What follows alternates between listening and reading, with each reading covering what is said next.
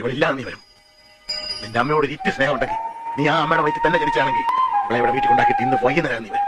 ഇല്ലെങ്കിൽ ഇവിടെ ആംഗളമാരെ നിന്റെ കഴുത്തറത്തിന്റെ മുമ്പിൽ കൊണ്ടിട്ടാലും ഈ കണ്ണിന് വിറ്റ് കണ്ണിന് വീഴില്ല. നീ നോക്കോ.